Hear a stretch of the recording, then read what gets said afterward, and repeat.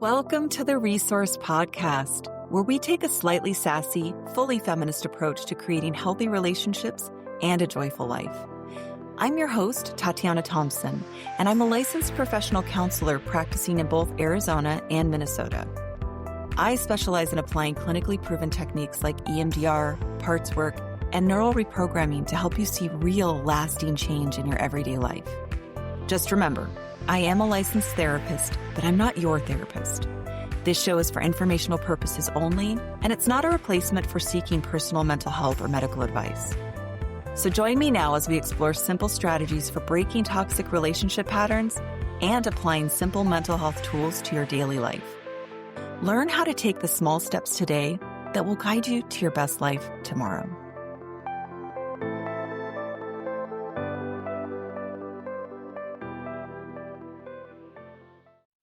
Hello and welcome to the Resourced Podcast, the show that invites you to question everything you thought you knew about relationships and mental health so you can finally break through your stuck points and create the life you've always wanted. I'm your host, Tatiana, and I'm on a mission to help 1,000 women become emotionally and financially independent so they can choose a relationship instead of needing one. And today, I want to talk about something so perfect. It is the beauty that is you.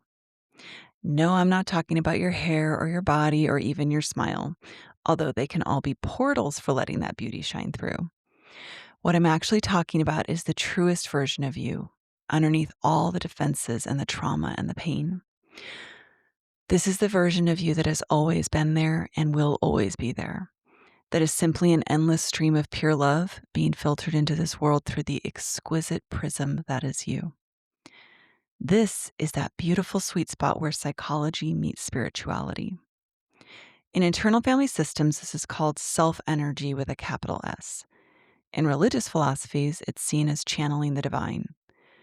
But any way you look at it, most of us have accepted some version of the idea that our goal here on earth is to peel back the layers that block the full expression of our loving and authentic selves. And I think you know what that feels like. That desire. Think about it. What could be more wonderful than to be loved for fully being yourself, being the most authentic version that you can be? And on top of that, being able to freely give love to others without fear of rejection or pain. I mean, that's what it's about, right? So let's talk about how we get blocked early in life and how we can start stripping away the layers that are dimming the beautiful light that wants to shine through us. Now, as we've discussed before, our parents aren't maybe perfect. And remember, no one can be a perfect parent to any child. There will always be pain points, okay? Some are worse, some are better. But in many cases, our parents may have really messed some stuff up. I know I can also point to myself. I've done that with my own children, and it breaks my heart when I think about it. I always want to give the disclaimer too that even though our parents did make some probably pretty serious mistakes, maybe even on repeat, this doesn't necessarily make them bad people, although some are dangerous and should not have been allowed to raise children if there had been some way to protect that, right? And many of them have refused to heal, which is a whole other layer of pain. But there are many parents out there who did some damage and really did the best that they could. The point I'm trying to make is that when we experience pain in our childhood, whether it be from our parents, other caregivers, maybe our peers, or just life circumstances, we develop defenses to help ourselves cope. There's so many different ways to look at this. So IFS theory, internal family systems theory, teaches that there's an exiled part that continues to relive the trauma. And then there's a protector part that develops as a strategy to reduce the pain or prevent a similar feeling of helplessness in the future. So more broadly, I'm talking about what we develop our defense mechanisms. So for example, some could argue that homophobia is a form of what we call reaction formation. Reaction formation is when a person copes with socially unacceptable feelings by acting in the exact opposite way. And oftentimes this leads to like intense feelings of hatred or disdain for people who express that trait. So let's say I have any questions about my heterosexuality, but I am raised in a community that shuns and harms LGBTQ individuals. I am very likely to develop a subconscious defense mechanisms that makes me very actively hate LGBTQ people due to the fact that I'm trying to cover it up in myself.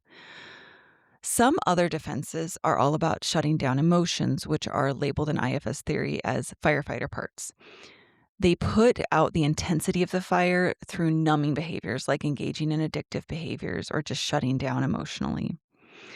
Then in IFS, there's also protector parts that take on a role of creating more safety, and usually that's through some form of action. So, for example, you may have learned and received praise for doing well in school or being extra responsible. So now you've got a part that's like, okay, type A. I live my life by making sure I always succeed. I never drop any balls. I don't make any mistakes. I always win. All that good stuff. We could also argue that attachment, like disorganized attachment patterns, like avoidance or anxious attachment, are also defense mechanisms because they're ways that we behave outside of what would be our true nature. And we're doing it to try to protect ourselves from the pain that devastated us at some point in our development.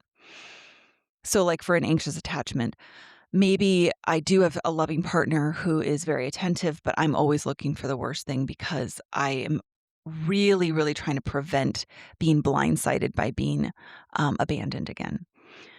But here's the deal with all of these behaviors and ways of thinking: they are not innate to us. They were developed to help us cope with things that hurt us. And now they're dimming our true light. So I want to give you this way I like to think about this. I think of each human as a completely unique kaleidoscope, just like snowflakes. You guys know what kaleidoscopes are, I hope. It's this lens that has hundreds of little fragments of colored glass in different shapes and sizes. And no two kaleidoscopes should be the same. They may be, I don't know. But theoretically, they're all different. So just like snowflakes, we with our kaleidoscopes, we have all these different qualities. Now, many of us have similar qualities, but no one of us has the same exact combination of these traits. So every single kaleidoscope is gorgeous in its own right. It's its own combination of traits. Every one of those panes of glass of different color, of different shape, in different locations is a combination of all those traits, but a different combination. And some of us don't have certain colors or certain shapes. But then we come to the point where we experience trauma or shame or blame, and most of us started painting over different shapes and colors in our kaleidoscope with our defense mechanisms. So, for example, people don't like it when I'm too needy, so I'm going to cover that part of me up that's tender and wants to be held. Someone rejected me when I was too loud, so I'm going to block out the part of me that's bold and excited about new things. And then pretty soon, we aren't really shining very brightly anymore because so many different glass panes are painted over and blacked out. But what if we had the courage to start removing those old defenses and letting the light through every one of our traits? I know this sounds terrifying to consider letting go of our protective strategies, but I also want you to think about the people you admire most in the world, because I'm guessing they let their light shine through pretty brightly and authentically, and even express qualities that others may shun. If you're enjoying this episode, be sure to hit the subscribe button wherever you're listening. It helps the show grow so that we can create even more content to help you and others build an extraordinary life. And that brings us to another lesson. I believe we were all given the wrong analogy for becoming healthy adults, because I think what we kind of all assumed was that our parents were supposed to fill our metaphorical cups with tons of love, and if they didn't, we're just screwed. Like, it's always going to be too low. We're never going to get that filled unless we find another partner or somebody else who can fill that cup for us, our cup of love. But I would argue that we all have this infinite flow of love within ourselves, and that our parents' real job was actually just to teach us how to turn on the tap, that flow of love and trueness and goodness inside of us. Our ability to receive and give love isn't actually dependent on receiving it from outside sources. It comes from our ability to access it from within ourselves. And I'll acknowledge, if our parents didn't reflect that how spectacular we are or demonstrate healthy self-love for us, it did become seemingly impossible for us to access that tap. Like, you didn't learn how to do it. You didn't feel that flow inside of yourself. So that leaves many of us waiting around for someone else to finally come along and fill our cups before we can fully show up in the world. And I've worked with many clients who are waiting like this. They are waiting to be rescued. Rescued looks like somebody finally proves to me that I am worthy of love, that I'm safe in the world, and all of those things. It could be that they're waiting for me to save them. It could be that they're finally waiting for their parents to show up in the way that they never did. But most often they're waiting for a romantic partner to show up in that way. I know I've struggled with that to a certain extent as well. They're still waiting for someone to fill that cup before they can move forward. And my message to them is always the same. They're going to be waiting a long time, essentially forever, until they learn how to fill it themselves. And I'm telling you this, go work with a trained therapist or healer to teach you how to turn on the tap, to teach you how to reparent yourself, how to give yourself that love that allows you to realize that the flow is always there. But in these cases, they're going to have to understand that the tap was always there and that they can open that flow of endless love at any time. They just need to learn how. Because waiting for our parents or someone else to fill that empty cup is like waiting for someone to clean the house you just bought, but found out was completely trashed. Sure, the last owner should have had it ready, but they didn't. And so you have the option. You could spend the next however many years fighting them in court, or you could spend some time getting down and dirty and really cleaning it up yourself and then enjoy living in it for the remainder of your life. Because I'm telling you, that old owner's not coming back. Here's the hard truth. No one is coming to clean your house. No one is coming to fill your cup. And whatever anyone else offers you will never feel like enough until you learn how to fill your own cup first. That's why that anxious attachment never, ever feels better. That's why it's always painful. Someone could give you all the love and attention in the world, but you'll always be looking for signs that it's going to stop, and you'll fixate on that instead of the abundance of love until you learn that the tap comes from within you. And then, even when you face rejection, you'll have so much self-love and safety to offer yourself that you will get through it. That's what our parents needed to teach us, is that we have all this love inside of us and we can keep ourselves safe and that we are deserving and worthy and so infinitely lovable. Because we are. You are. Each and every one of us is so infinitely lovable. So with that in mind, I would like to leave you with an exercise for accessing that self-energy within. If it's safe for you to do so, I invite you to close your eyes. And if you can and feel comfortable, place one hand on your heart and another on your belly. Begin breathing slowly and deeply and give yourself permission to slow down. Invite any parts that are frightened to move aside and to be with you and watch as you bring forward your wise adult self. Now, for the fun part. I want you to start thinking about all of your best qualities. I'm going to name a bunch to help you. Think about your kindness, your conscientiousness, your creativity, your ability to distill old ideas into new ones and new ways of seeing the world,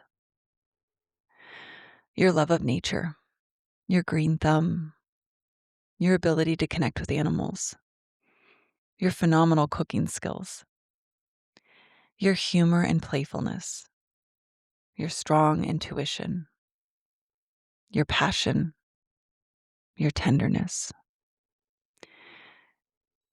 your willingness to stand up to injustice, your warmth and pure radiance, your ability to consider every side of an argument with care and fairness,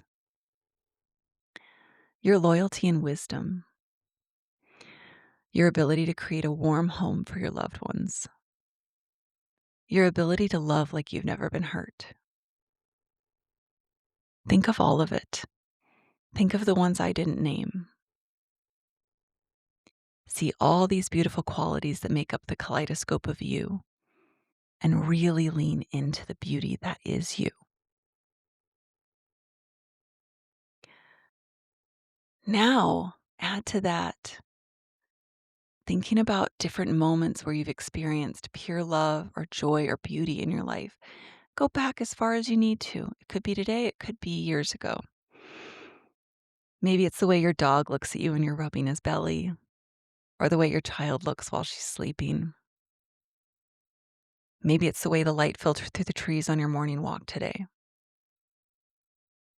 Or maybe it's watching an amazing concert and feeling the shared energy of hundreds of people in that room with you.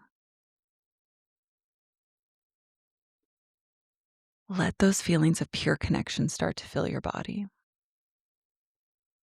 If it feels right, give it a color.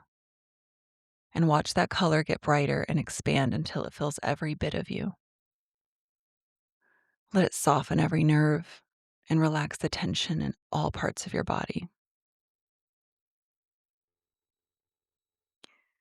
This feeling of pure peace and this deeper knowing that you are enough, that you are exactly as you're supposed to be, and that you are pure love, are you. Now take a deep breath and move into your day and let that pure love energy shine through the perfect kaleidoscope that is you. And come back to this exercise anytime you need a reminder of your own wholeness and perfection. Thanks again for listening today.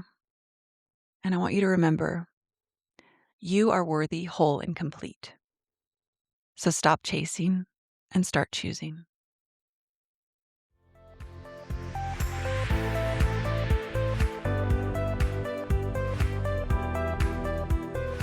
Thank you so much for joining me today on the Resourced Podcast. My hope is that you learned at least one practical tool you can apply to your life today to move in the direction of your dreams. If you found this content helpful, be sure to hit the subscribe button, leave a review, and consider subscribing to my email list, which is linked in the show notes. And remember, the journey of 1,000 miles begins with a single step. What step will you take today?